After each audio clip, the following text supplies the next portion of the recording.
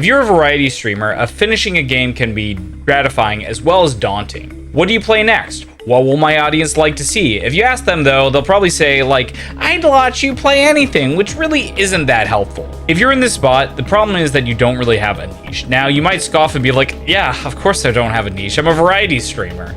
But let's break that down. Do variety streamers have to stream literally every single game?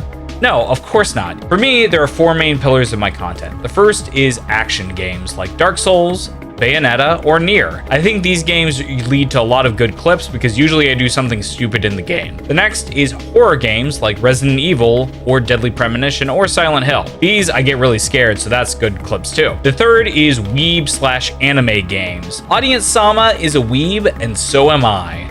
Finally is retro. I like playing retro and my audience is a little bit older, so there's a bit of nostalgia there. I can already hear you saying, well, that's great, Swolecat, but what about my pillars? What do I do for my content? Well, I have just the thing for you. First, I want you to make a list of about 20 or so games that you really like to stream. If 20 is too much, look at games that you played in the past that were really good stream games. I'm gonna put a quick pause here so you'll have time to write those down. So go ahead and do that.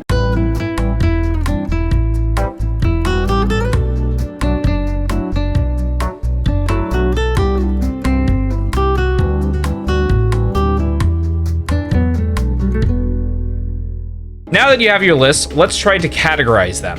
Try to group the games together. This might be something super duper specific like World War II first-person shooters, or it could be something as vague as cozy games. Now that you have your groups, try to write down why you like those groups, why you like to stream World War II games or cozy games. Like, what is the vibe that you're generally getting? One thing that I would say that you should probably avoid is multiplayer games. Multiplayer games generally will fill up to take all of the content space available, and you'll find that you probably will be a Overwatch streamer rather than a FPS variety streamer. And I also think that the audience in that situation probably doesn't like it when you switch games, where if you truly are a variety streamer, the game will kind of matter a little bit less. If you're looking to grow, what I think you should do is try to play the biggest game in your pillar. For example, if I chose RPGs, I would probably stream Final Fantasy VII. If I chose horror games, I would probably stream the new Resident Evil 4 remake that just came out. Definitely do research here because a little bit of research can go a long way. One other way of looking at trying to find games is trying to find the intersection of your pillars. So for me, for example, after I play all the Soulsborne games, I will probably start playing Code Vein.